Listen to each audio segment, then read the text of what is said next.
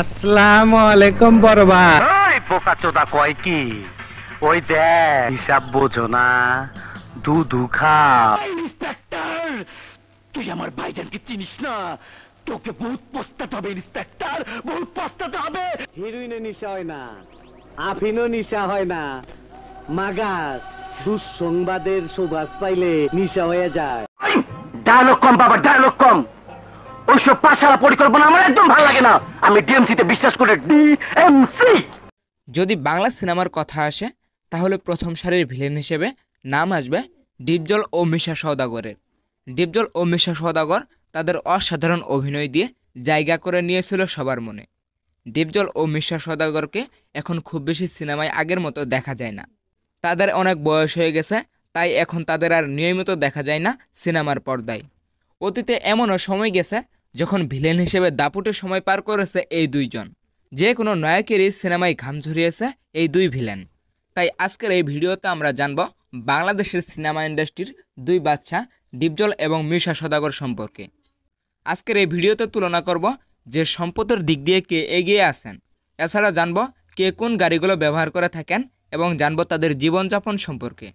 আর guys, video শুরু করার আগে সবার কাছে একটা অনুরোধ থাকবে, চ্যানেলে নতুন হলে অবশ্যই সাবস্ক্রাইব করবেন। জজ সাহেব, আমিও মুক্তিযোদ্ধা ছিলাম স্যার। ও যা বলছে সব মিথ্যা কথা। বেহুলা লক্ষিন্দরের মতো লোহার বাসুর বানায় তুই বাঁচতে পারবি না। তো চলুন প্রথমে জেনে আসি মিশা সওদাগর সম্পর্কে। মিশা সওদাগরের আসল নাম হচ্ছে শহীদ হাসান মিশা। তিনি 1966 সালে 4 জানুয়ারি পুরান ঢাকার একটি মুসলিম পরিবারে জন্মগ্রহণ করেন। সেই হিসেবে তার বর্তমান বয়স হচ্ছে 58 বছর। তার পিতার নাম ছিল উসমান গুরু এবং মায়ের নাম ছিল বিলকিস রাশিদা। তবে তাদের কোনো ছবি অনলাইনে পাওয়া যায়নি। মিশা সওদাগরের স্ত্রীর নাম হচ্ছে মিতা এবং তাদের দুটি ছেলে সন্তানও রয়েছে। বড় ছেলের নাম হচ্ছে হাসান মাহমুদ আলিফ এবং দ্বিতীয় ছেলের নাম হচ্ছে ওয়াস করণী। মিশা সওদাগর 1990 সালে ছোটকু আহমেদ পরিচালিত চেতনা সিনেমার মাধ্যমে সিনেমা জগতে প্রবেশ করেন। প্রথম সিনেমাতে তিনি নায়ক হিসেবে অভিনয় করলেও সাফল্য না পাওয়াতে পরবর্তীতে বিভিন্ন পরিচালক তাকে খলনায়কের অভিনয়ের পরামর্শ দেন। তারপর মিসউদ্দিন পরিচালিত আশা ভালোবাসা সিনেমার মাধ্যমে প্রথম খলনায়ক হিসেবে আত্মপ্রকাশ হয় মিশা সওদাগরের। এরপর তাকে আর পিছনে ফিরে তাকাতে হয়নি।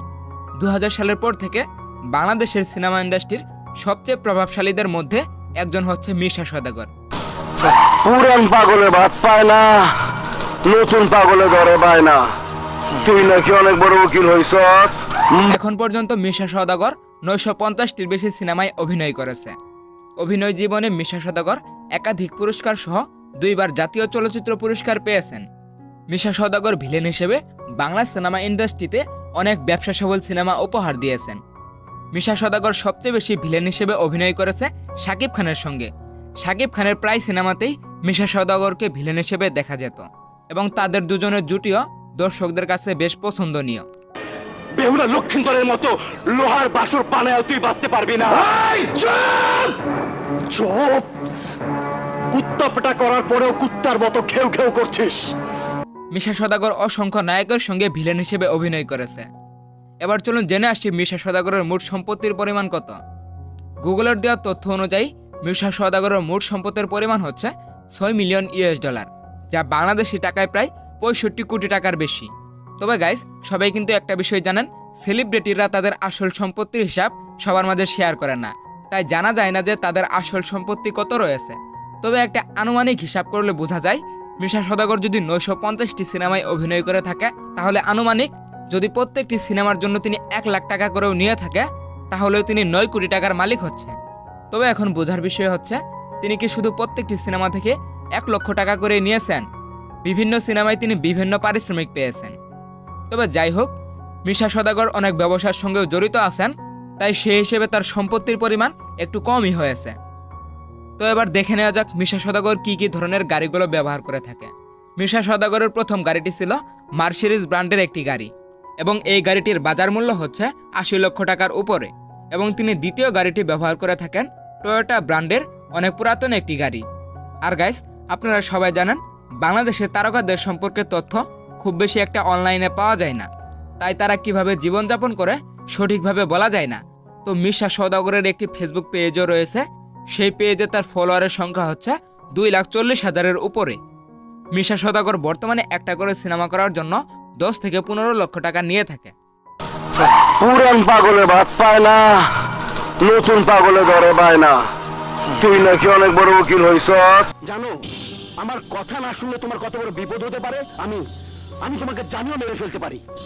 ইন্সপেক্টর, আমি দেখতে চাই তোর আইনের ক্ষমতা কতদিনের থাকে। গাইস, এবার চলুন জেনে আসি ডিপজল সম্পর্কে। ডিপজলের আসল নাম হচ্ছে মনোয়ার হোসেন ডিপজল। তিনি 15 জুন 1958 সালে ঢাকার মিরপুর জেলায় জন্মগ্রহণ করেন। সেই হিসেবে তার বর্তমান বয়স হচ্ছে 66 বছর। ডিপজল শুধুমাত্র একজন অভিনেতাই নয়, তার সাথে তিনি একজন লেখক, রাজনীতিবিদ এবং বিশিষ্ট ব্যবসায়ী। ডিপজলের বাবার নাম ছিল সৌরভ হুসাইন এবং মায়ের নাম ছিল জুবেদা বেগম। তার স্ত্রীর নাম হচ্ছে রোমানা মনোয়ার এবং তাদের ঘরে একটি মেয়ে সন্তান ও 3টি ছেলে সন্তান রয়েছে। ডিপজল 1993 সালে টাকার পাহাড় সিনেমার মাধ্যমে অভিনয় জীবন শুরু করেন। অভিনয় জীবনে ডিপজল নায়ক কিংবা ভিলেন সব চরিত্রে নিজেকে মানিয়ে নিয়ে দর্শকদের মন জয় করে নিয়েছিলেন। ছেড়ের কি পাখা গজাইছে নাকি উড়বার চাই কাইটা তুমি না? তুই জানোস না ওই সাংবাদিকরা আমার ন্যাংটা ছবি তুলছে।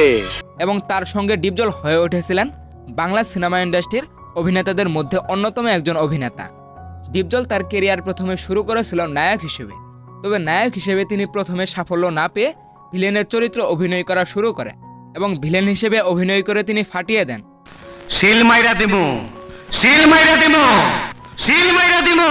বেদব, তুই মহান শিল্পী রে, বহুত অপমান করছস। বাংলা সিনেমায় যখনই কোনো ভিলেনের নাম আসবে নির্দ্বিধায় সেখানে ডিপজলের নাম আসবে, কেননা ডিপজল যে কোনো সিনেমাতেই ভিলেন হিসেবে অভিনয় করেছেন এমন এমন চরিত্রে যাকে হারানো নায়কের পক্ষে প্রায় অসম্ভবই বটে। ডিপজল ভিলেন হিসেবে জনপ্রিয়তা পাওয়ার পর তার ক্যারিয়ারের শেষে তিনি নায়ক হিসেবেও দারুণ সাফল্য পান। ডিপজল একজন অভিনেতার পাশাপাশি তিনি একজন সফল ব্যবসায়ী হিসেবেও সবার কাছে পরিচিত। যেমন ডিপজলের রয়েছে বিভিন্ন ফুড ইন্ডাস্ট্রিজ, রয়েছে সিনেমা হল এবং আরও রয়েছে শতাধিক বাস। সেই সাথে ডিপজল সফল ব্যবসায়ী হয়েছে তার গরুর খামারের মাধ্যমে।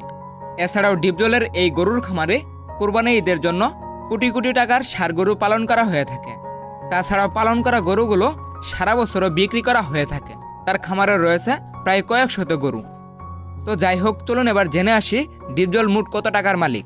গুগলের দেওয়া তথ্য অনুযায়ী ডিপজলের মোট সম্পত্তির পরিমাণ হচ্ছে 12 মিলিয়ন US ডলার, যা বাংলাদেশি টাকায় প্রায় 110 কোটি টাকার উপরে। তবে আমার কাছে মনে হয় ডিপজলের এত শত ব্যবসা প্রতিষ্ঠান এবং অসংখ্য হিট সিনেমায় অভিনয় সব মিলিয়ে তার সম্পত্তির পরিমাণ একটু কমই হয়ে গেল।